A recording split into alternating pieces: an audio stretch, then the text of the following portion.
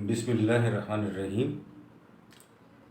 سورہ البقرہ کی 171 آیت میں موجود ضرب المثل کا مطالعہ کرتے ہیں۔ صم بکم عمی فہم لا یعقلون۔ ترجمہ ہے، یہ لوگ بہرے ہیں، گونگے ہیں، اندھے ہیں، سو کچھ بھی نہیں سمجھتے۔ سمن کا مادہ ہے صاد میم میم، بکمن کا مادہ ہے بے کاف میم، امیون کا مادہ ہے عین میم یہ، اور یعقلون کا مادہ ہے عین قاف لام۔ سمن بکمن امیون پر مبنی ویڈیو ہم بنا چکے ہیں، تو اب ہم لیتے ہیں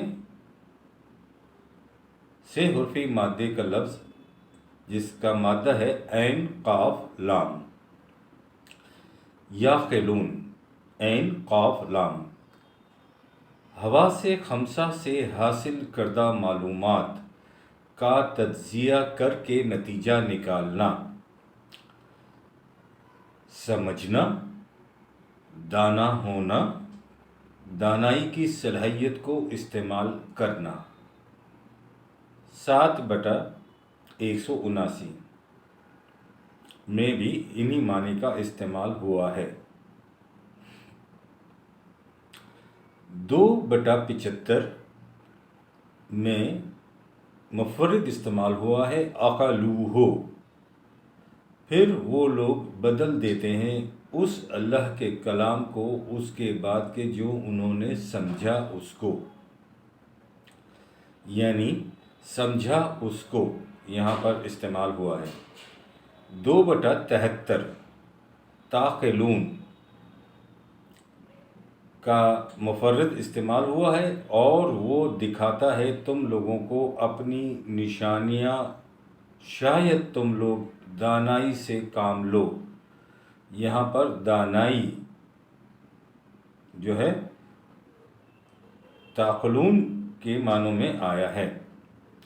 27/64 قرآنی حقائق کو نہ ماننے والوں یعنی کفار سے عقل کے استعمال کرنے کو کہا گیا ہے، اور اگر اپنے دعوے میں سچے ہو تب بھی اس کی تائید میں عقل ہی سے دلیل و برہان تمہیں پیش کرنی پڑے گی، وہی پیش کرو۔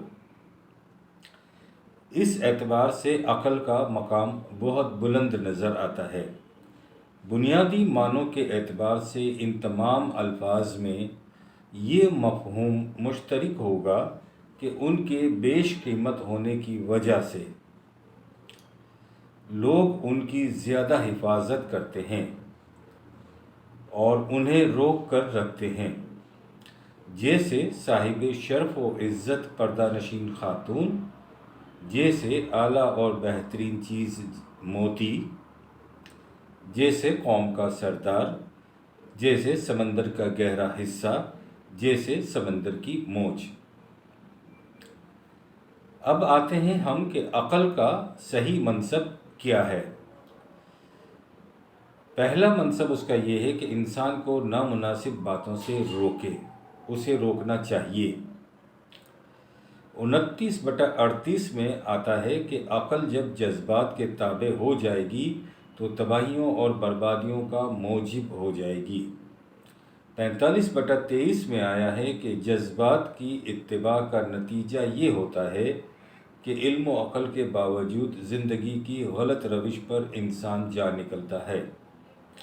46/26 میں آتا ہے کہ اس کے ذرائع علم، حسی، قلبی، نفسی نظام بھی اسے کچھ فائدہ نہیں پہنچا سکتے، کیونکہ وہ جذبات سے مغلوب ہوتا ہے۔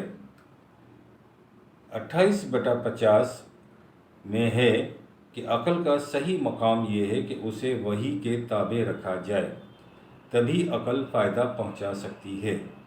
65/10 میں ہے کہ عقل سے کام لینے والے کو مومن کہتے ہیں، مومن کی عقل وحی کی اتباع اور اطاعت میں کام کرتی ہے۔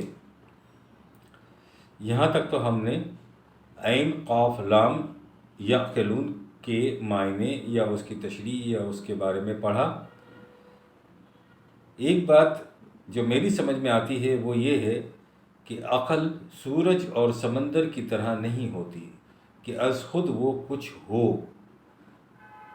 عقل کی صلاحیتیں اتباع کرنے سے ابھرتی ہیں، چاہے وہ جذبات کی اتباع کرے، چاہے وہ وحی کی اتباع کرے۔ شکریہ، مہربانی۔ ربنا تقبل منا انک انت السمیع العلیم۔